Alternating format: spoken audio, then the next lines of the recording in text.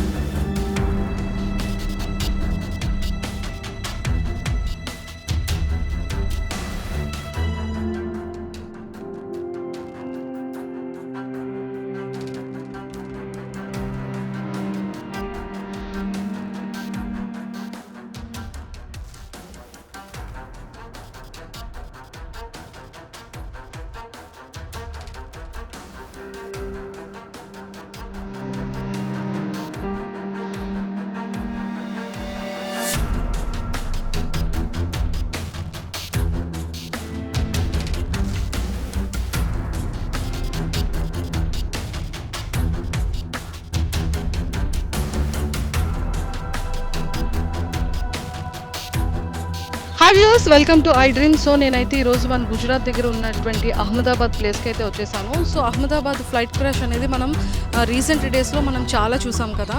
Recent డేస్లో చాలా న్యూస్ని మనం చూసాము. లాట్ ఆఫ్ పీపుల్, చాలామంది చనిపోయారు కూడా. ఆల్మోస్ట్ 270+ పీపుల్ అయితే ఇక్కడ చనిపోవడం జరిగింది. సో మేమైతే ఇక్కడ ఉన్న మెడికల్ కాలేజ్ ప్లేస్కి అయితే మేము ఇక్కడికి వచ్చామన్నమాట. ఒక్కసారి మీరు చూసుకోండి, విజువల్స్లో చూసుకున్నట్టయితే. సో ఫ్లైట్ అనేది ఫస్ట్ ఒక వింగ్ అనేది లెఫ్ట్ సైడ్ కార్నర్లో పడింది. సో ఇంకొకటి బాడీ పార్ట్ వచ్చేసి ఆ మెడికల్ కాలేజ్ పైన పడింది. అండ్ ఇంకొక పార్ట్ వచ్చేసేటప్పటికి ఈ ఉన్న ఫ్రంట్ బిల్డింగ్ మీదకి పడిపోయింది అనమాట. అక్కడ ఒక వింగ్ పడింది. సో అక్కడ ఏదైతే 11A సీట్ పర్సన్ ఉన్నారో ఆ కాలేజ్, ఆ బిల్డింగ్కి ఈ బిల్డింగ్కి మధ్యలో ఆ పార్ట్ పడడం వల్ల అతను సేఫ్గా అక్కడ నుంచి బయటకు రావడం జరిగిందనమాట. సో ప్లేస్ అంతా కూడా ఇగోండి అక్కడే కంప్లీట్ అది బర్న్ అయిన తర్వాత, కంప్లీట్ ఫైర్ అయిపోయిన తర్వాత బిల్డింగ్స్ అన్నీ కూడా, మెడికల్ కాలేజ్ బిల్డింగ్స్ అన్నీ కూడా ఈ విధంగా అవ్వడం జరిగింది. ఆల్మోస్ట్ 270+ పీపుల్ అయితే ఇక్కడ చనిపోవడం జరిగిందనమాట. అండ్ మనకి ఎయిర్పోర్ట్ నుంచి ఇక్కడికి ఎగ్జాక్ట్గా 2.7 to 3 kilometers డిస్టెన్స్లోనే ఈ ఫ్లైట్ అనేది ఇలా అవ్వడం జరిగింది. సో ఇక్కడ మనం విజువల్స్ చూసుకున్నట్టయితే కంప్లీట్గా అక్కడ పోలీస్ ఏదైతే బందోబస్తు ఉందో ఆ ప్లేస్లోనే ఫ్లైట్ అనేది పడిపోవడం జరిగిందనమాట.